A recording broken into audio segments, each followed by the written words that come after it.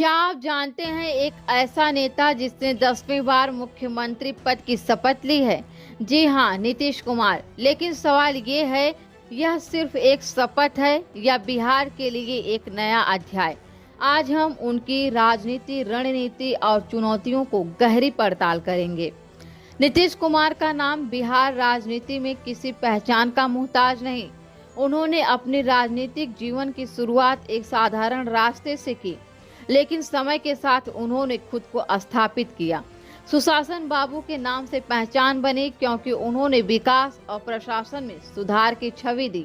उनकी पहली बड़ी कामयाबी 2005 में आई, जब वे पहली बार मुख्यमंत्री बने।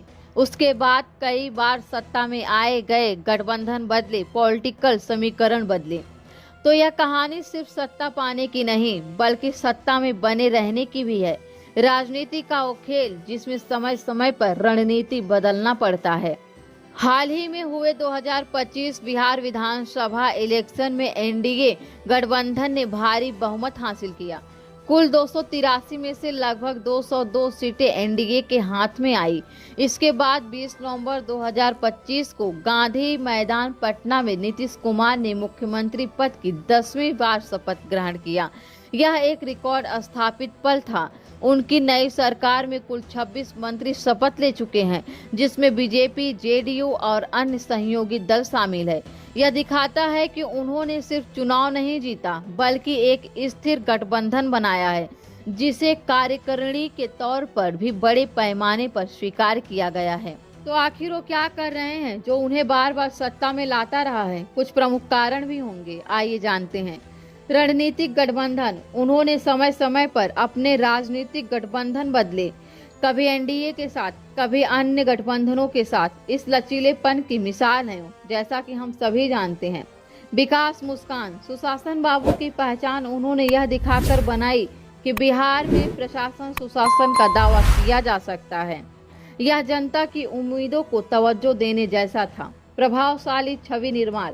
बड़े नेताओं के साथ तस्वीरें, सोपो समारोह, मीडिया कवरेज सब मिलकर इस छवि को मजबूत कर रहे थे। शपथ समारोह में अन्य केंद्रीय नेता मौजूद थे। लेकिन इस जीत की कहानी में कुछ खामियां भी हैं। बिहार में अभी भी बेरोजगारी, पलायन, प्रशासनिक चुनौतियां मौजूद, यानी विकास की गति जितनी उम्मीद थी उतनी नहीं दिखी। विपक्षी दलों ने कहा है कि कई बार सत्ता में रहने के बावजूद शिकायतें वहीं बनी हुई हैं। लगातार गठबंधन बनाना कुछ लोगों के लिए भरोसे का प्रश्न भी बन गया है। क्या यह स्थिर राजनीति है या फिर अटकलों का खेल? जनता की अपेक्षा अब सिर्फ शपथ से पूरी नहीं होती, परिणाम चाहिए, और इस नए कार्यकाल से ज्यादा मांगे उठी हुई हैं। अब जब उन्होंने 10वीं बार शपथ ली है, तो आगे क्या करना है? बिहार में शिक्षा, स्वास्थ्य, रोजगार, अधोसंरचना पर ध्यान देना होगा। नए मंत्रिमंडल में यह प्राथमिकता होगी।